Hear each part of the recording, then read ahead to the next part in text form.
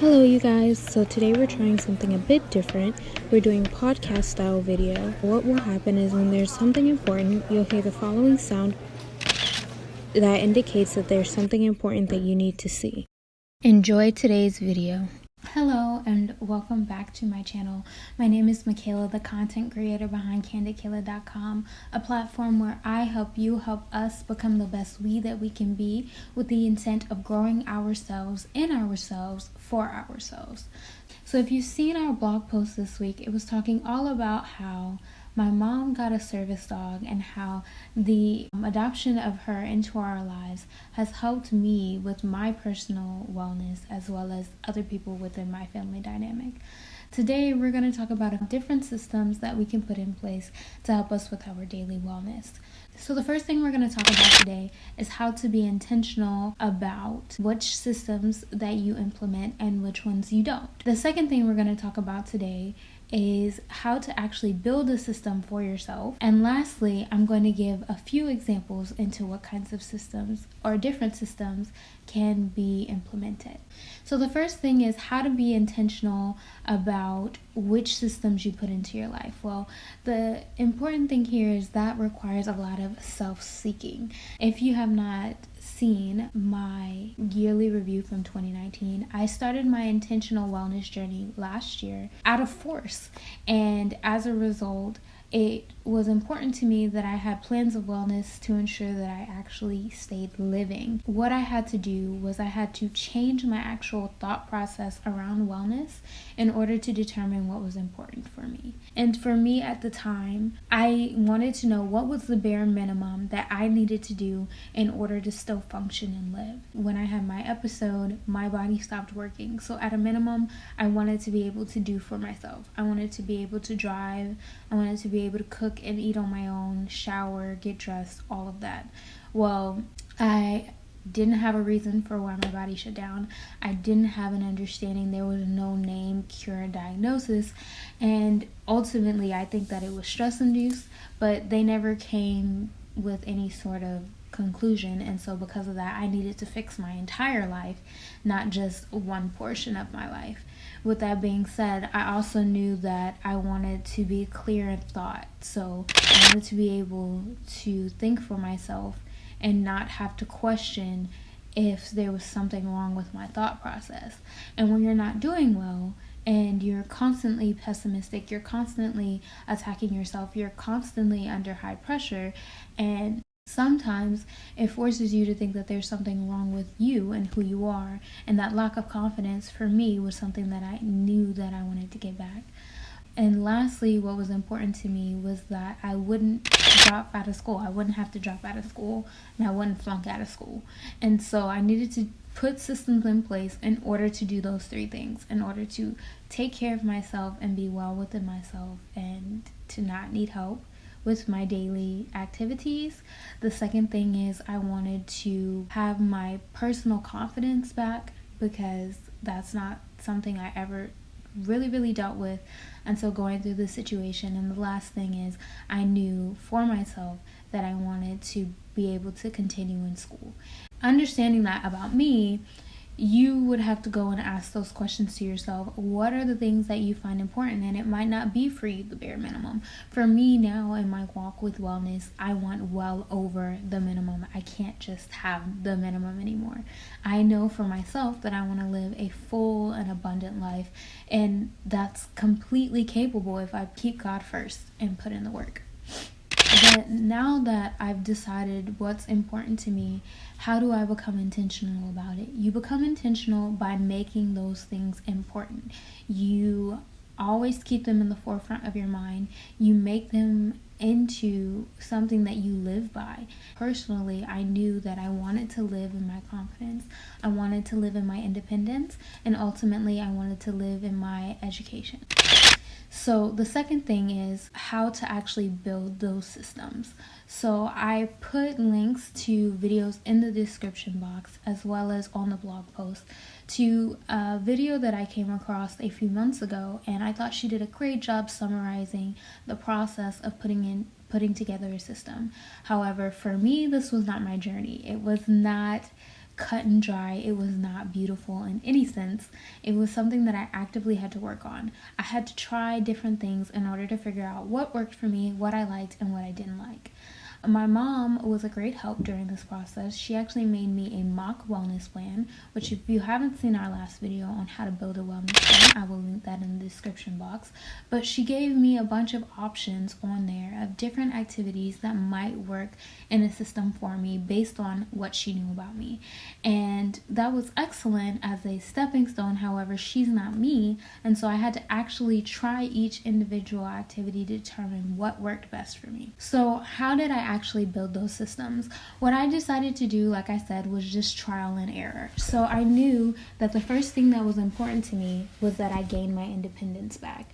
And so for me to gain my independence back, to go from not being able to do anything for myself to getting my independence back, the first thing I had to do was to put measures in place in order to take my medication on my own. The next thing I needed to be able to do was to be able to feed and clothe myself. And the last thing was to manage my own transportation. Actually, knowing these 3 tasks are indeed putting in the structure of I need to have systems by which I can accomplish these three tasks in order for me to accomplish my goal. And so understanding that systems are not goals, they are processes that you put in place in order for you to meet goals, but ultimately to change your lifestyle. What I put in place in order to take my medication is I set an alarm, and when that alarm went off, we took the medication. That definitely helped so that I didn't miss a dosage, because if you saw my video, I was on high dosage of pain medication. I weaned myself off of the pain medication using the same system, using the alarm system, which ultimately enabled me the ability to drive. I could not drive because of the amount of pain that I was in, but also because of the painkillers that I was on. My reaction time was slow. So I slowly but surely weaned myself off using the alarm system, and I worked my way up to being able to drive by having someone ride with me for the first few drives, and then from there I was able to drive on my own once we all determined that I was able to be alert enough to be behind the wheel and make those quick decisions. And lastly, to work my way up to being able to feed and clothe myself, it was ultimately a system of pain management. So working those three together, I actually was accomplishing those 3 goals. So understanding that I had to take some medication in order for me to be pain-free enough to feed and clothe myself and drive, but also not taking too much so that I was still able to drive, but still weaning myself off because I wanted to get back to my normal life and to be able to not have to depend on the medication at all in order to take care of myself. So it's a bit of a complicated system there, but a system nonetheless. The second thing that I said was important to me and how I actually built a system around that was I wanted to be able to be clear of thought. And so that, again, how breaking that down into actual goals and action steps.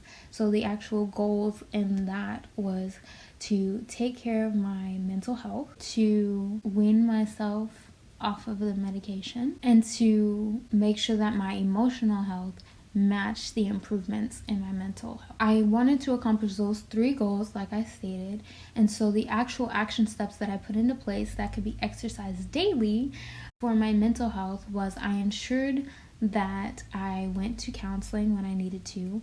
I ensured that I was being honest and truthful with myself. So giving myself that alone time, even in the midst of being sick and not being able to do anything for myself, and to constantly be around people, I made sure that I got a few minutes to myself, whether that be right before I went to sleep, or I would stay laying down sometimes even though I was awake, in order to just kind of process my thoughts and how I actually was feeling. The second thing was weaning myself off the medication. We already talked about the system that I put in place for that. And the last thing was my emotional health and determining for myself how I felt emotionally and making sure that matched with my mental health. And so that goes well beyond just seeing the therapist and taking that time with myself, but it was also making sure that we had checks and balances in place in order to speak to myself during that season. I put together systems to help with my independence. I put together systems to help with my mental clarity. The last thing I did was I put in systems to help with my education. So I knew leading up to my breakdown, there were a lot of holes and gaps within my education. So I am a PhD candidate in the field of chemistry, which means at the time I was responsible for teaching, taking classes, doing research, and passing my cumulative exams all at the same time. If you have not seen my yearly review, that will be linked in the description box. That can give a bit more context, but the short version is that's a lot of stress. And in juggling all of those mini balls, a lot of things got dropped. And I'm not going to say often, but I beat myself up a lot if things did get dropped. And I had very little grace for myself, all within the course of the same semester. I missed a class that I was supposed to teach because my alarm didn't go off. I missed 2 group meetings. I failed an exam, and I was having trouble in a class that I was taking, all in the course of the same semester. And they say PhDs are hard. That's why everybody doesn't get them. They are not lying. I was under a lot of immense stress, but a lot of that could have been negated had I just put in basic systems to help me juggle everything. So I thought I was systems minded when it came to my education. I had everything in my Google Calendar, I had alarms for everything, but the problem is, what happens when your Google Calendar doesn't work? What happens when your alarm doesn't go off? What happens when you're stuck in, you have your phone on Do Not Disturb and you're studying? Like, a lot of things can happen. So as a result, the systems that I put in place, in order for me to get my education back, was I knew that I needed a better organizational system besides my Google Calendar. I needed checks and balances for my checks and balances. So I needed my Google Calendar, but I also needed alarms. I also needed a written to-do task of my daily activities that coincided with my Google Calendar and those alarms. The second thing was I needed to be feeding myself on a consistent basis. I would go hours and almost the entire workday without eating, and that's not healthy at all. So I had to put alarms in there in order for me to eat as well. I had to put in place structure so that when I needed help, I was able to ask for help. So my way of doing that was to plan out X amount of hours a week that I gave to each task, and what didn't get done, didn't get done. So in the sense of teaching, I would put to the side my 20 hours a week for teaching, and I would put to the side another 20 hours a week for research. And then in between there, I would borrow from one or the other depending on what task I actually had to accomplish that week. And lastly, what I put in place was just a support system. I did not know that it was possible for me to reach out to my professors and to my advisor for help. And so thank God for all the many people who helped step in and fill in the gaps when I wasn't able to teach because I was actually sick.